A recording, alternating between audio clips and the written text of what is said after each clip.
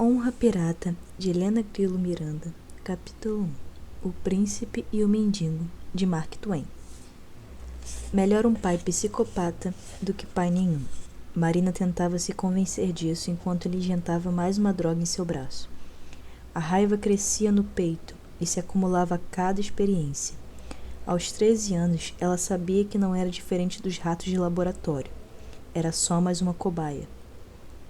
Desta vez, depois de alguns testes com eletrodos nos braços e na cabeça careca, ela perdera todo o cabelo nas últimas experiências com radiação, que duraram várias semanas. O pai fez apenas algumas anotações e a liberou. Logo acabaria morrendo, e estava conformada com isso. Não era como se possuísse algo pelo qual valesse a pena lutar para sobreviver. A mãe morrera em seu parto, motivo pelo qual o pai a culpava, e por isso dizia amar somente a outra filha, sua irmã Mônica. Quando souberam da gravidez, a ultrassonografia só mostrara um bebê, então optaram pelo parto normal, em casa, mas ela acabou vindo como brinde, e a mãe, já frágil após a gravidez delicada, não suportou as complicações de seu parto. Nem era para você existir, pensou. Lembrou-se quantas vezes tinha escutado essa frase. O pai repetia sempre que estava frustrado com a ausência de resultados em algum novo experimento. Você não deveria ter nascido. Se você não tivesse nascido, ela ainda estaria aqui. Depois de um tempo, Marina apenas acreditou que era verdade. Serei mais forte ao passar por isso, repetia mentalmente, tentando acreditar. Ela tentava fugir da realidade, se colocando no lugar dos heróis dos livros.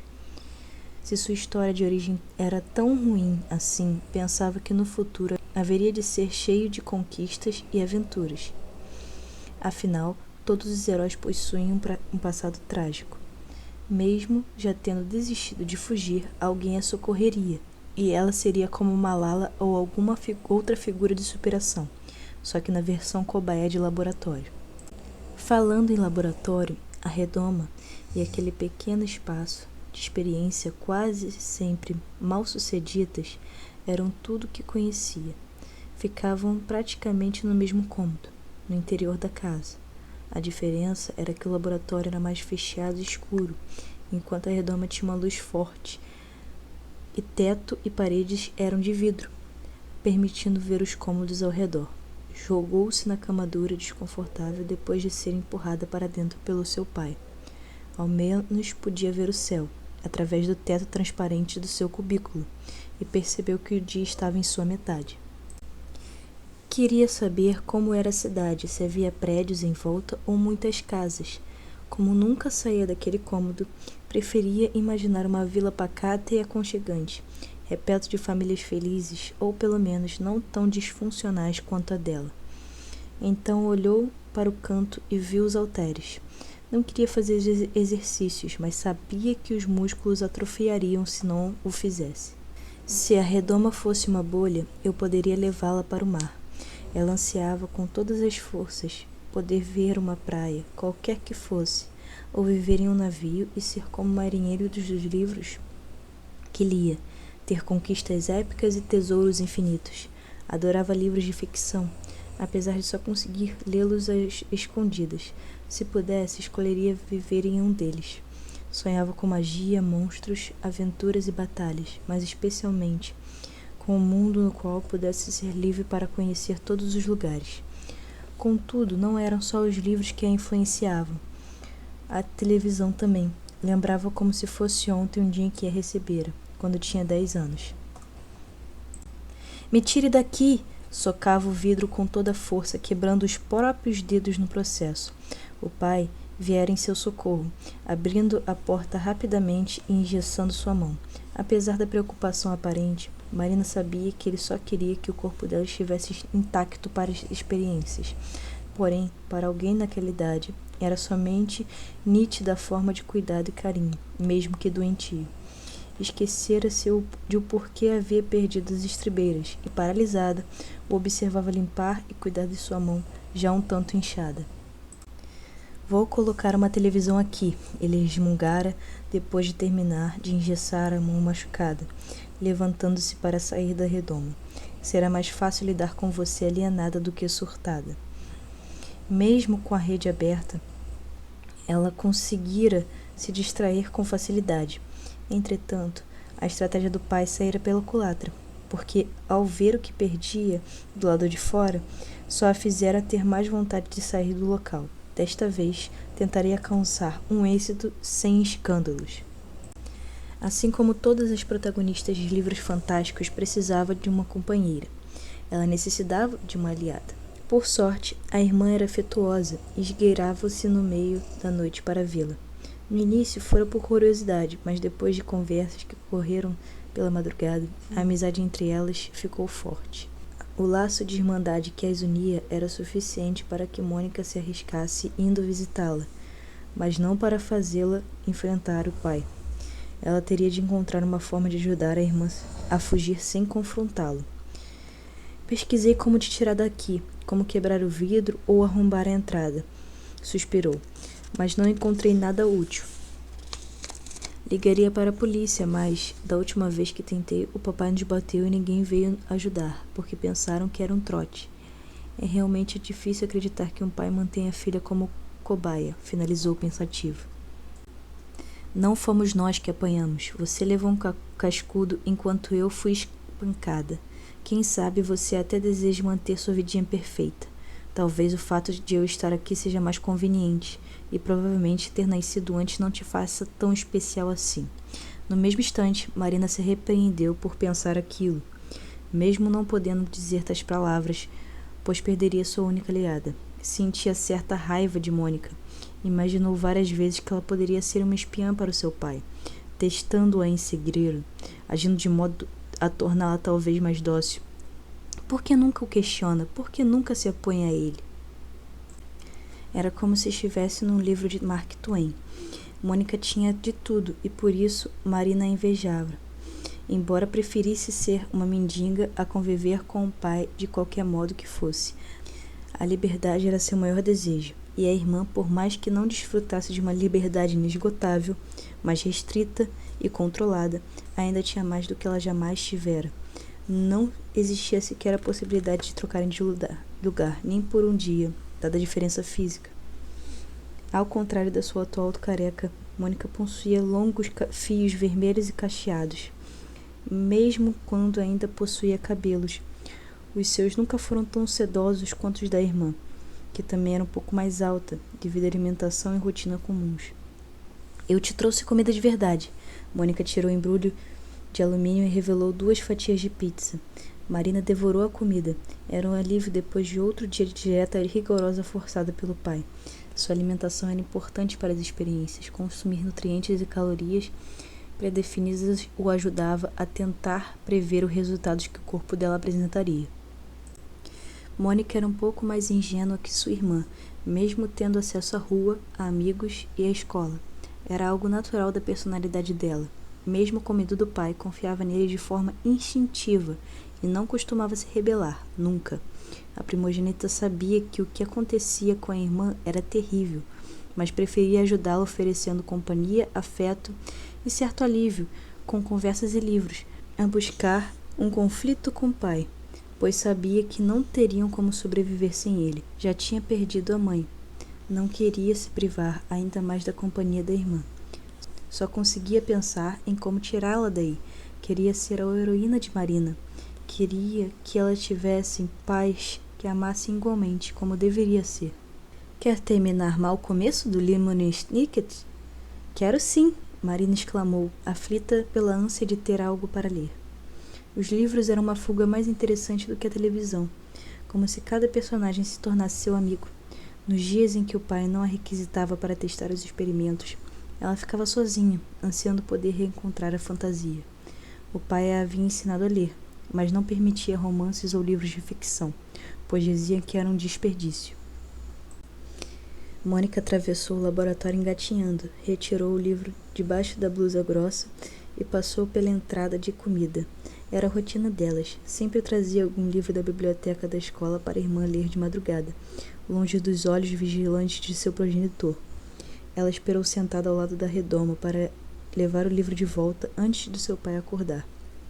Na manhã seguinte, Ele jogou 3 livros pela porta de seu minúsculo habitat. Marina olhou as capas e percebeu que eram sobre história. Leia tudo em um mês e decore cada parte. Era um teste, uma experiência. Ela sabia disso e foi o que fez. De dia estudava história de 1500 a 1800, mas, à noite, decorava os livros que a irmã trazia. Ultimamente tinha curiosidade sobre HQs. Pela leitura rápida e dava para dormir um pouco mais. Na noite anterior, havia convencido Mônica a deixar a graphic novel do Homem de Ferro por um dia completo ali. O que nunca acontecia, já que ambas temiam que o pai pudesse proibi-las de se encontrarem caso descobrisse o que faziam. Porém, antes que pudesse devolver o material ilícito, o pai abriu seu compartimento transparente naquela manhã e a requisitou para a experiência do dia. Então, seu próprio corpo teria de servir de esconderijo. Por isso, enfiou a HQ na parte de trás da calça, incomodando as costas, e colocou a camisa por cima. Mais um dia, mais um sofrimento. O pai estava possesso, a barba rala estava pingando de suor e o rosto vermelho. Nunca o tinha visto assim, mas sabia que era melhor ficar em silêncio. Se algo estava estando errado, não seria ela a irritá-lo ainda mais. Ele entrou na redoma. Vai ficar aí parada? Começou a se explicar, mas o homem interrompeu com um tapa, o que a fez cambalear, quase caindo. Cala a boca, entra no caixão. Marina obedeceu enquanto o doutor mexia nos computadores, feroz. Nos últimos 6 meses, o pai tinha trabalhado em uma máquina em forma retangular ligada a 5 computadores. Ele provavelmente havia comprado um caixão de segunda mão, porque os recursos da pesquisa eram limitados, deixando dinheiro para o essencial. Ela sabia bem porque ele falava sozinho quando estava nervoso. Voltar no tempo, quase lá. Eu precisaria de um capacitor? Não, um reator seria melhor. É isso. Marina conseguia ver, de dentro da redoma, os planos que estavam em cima da mesa. De certa forma, era legal observar o pai porque entendia o amor dele pela ciência. Podia detestar todos os experimentos aos quais era submetida, mas ficava fascinada com a forma com que ele fazia as coisas funcionarem, usando pura e absolutamente nada além da ciência. Embora duvidasse que ele conseguisse mesmo fazer uma máquina do tempo, sabia que iria morrer tentando. Ou melhor, ela morreria ao longo das suas tentativas. Demorou 5 minutos até ele voltar a pronunciar algo. Você deve morrer. Não falou em forma de ameaça, mas no tom mais banal possível, como quem avisa que a sopa está quente. Nesse estado de quase vida, a espera pela morte era algo ordinário. Logo, encará-la não deveria ser ruim. Ele conectou todos os fios à caixa e ao corpo magro da menina, trancando-a com uma tampa escura. Marina fechou os olhos com força, como se fosse tomar só mais uma injeção. Não sentiu nada. Quando abriu os olhos, após ouvir o barulho de vidro estilhaçando, percebeu que Mônica tinha empurrado o pai, que caíra no chão, levando consigo os instrumentos da mesa. A irmã havia semi-aberto uma pequena fresta na tampa da caixa e estava segurando suas mãos, tentando tirá-la daquele recipiente frio. Bem nesse momento, uma explosão cresceu em torno dos fios das suas mãos, dando um choque dolorido que atravessou seus corpos, deixando-os semi-conscientes. O corpo de Mônica tombou sobre a tampa do retângulo quadrado. Não! O pai gritou assustado em algum lugar que parecia distante demais. Depois disso veio mais uma explosão que Marina não conseguiu identificar muito bem, mas empurrou as gêmeas para lados opostos. Por fim, houve uma luz forte e silêncio. Marina abriu os olhos e não enxergou nada além da escuridão. Ela havia morrido? Onde estaria Mônica? Não conseguia parar de pensar em tudo que não pôde fazer em vida e todos seus arrependimentos, até que teve a sensação de estar flutuando e sentiu um cheiro leve de maresia. Na tentativa de erguer o braço, bateu a tampa no caixão. Ela empurrou mais para o lado e a luz da lua invadiu seus olhos. Ao seu entorno só viu o mar e as estrelas. O que a mantinha viva era aquele caixão. Mônica não estava por perto. Marina tentou afastar o pensamento de morte, mas as lágrimas brotaram no seu rosto. pois tentava imaginar o que teria acontecido com a irmã. Será que estava no mar? Tentou chamá-la, mas não houve resposta. Caso se jogasse nas águas, em sua busca, poderia se afogar. Sem saber o que fazer, ficou sentada ali, flutuando no meio do nada, mais sozinha do que nunca. Começou a sentir um gosto azedo e seco na boca. Sabia que talvez levasse dias até encontrar uma embarcação ou uma ilha. Isso se, de fato, não estivesse morta e tudo aquilo fosse mais uma grande ilusão.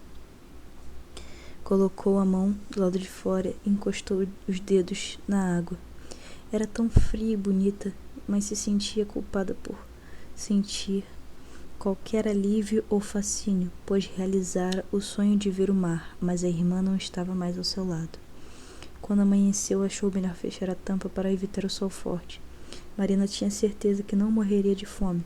Pelo menos nisso o pai a preparara para a vida, dando o mínimo de comida possível. Contudo, no meio da tarde, conseguiu ouvir um minúsculo estômago roncar baixinho. Começou a alucinar com o hambúrguer que sua irmã tinha dado certa noite. Por isso, foi tão inacreditável quando viu um enorme navio se aproximar. Estremeceu quando mirou um esqueleto na proa, mas pensou que fosse tão real quanto o seu hambúrguer flutuante, então ignorou, deitada e imóvel. Apesar disso, o navio não ignoraria uma caixa flutuante como aquela. Uma embarcação menor foi lançada às águas e veio em direção a ela. Um homem enorme e forte a puxou para junto de si e a levou para uma embarcação maior, deixando seu barco científico à deriva. É só uma criança, ela ouviu alguém balbuciar no que parecia ser francês. Eles falavam com um biquinho e o R soava estranho.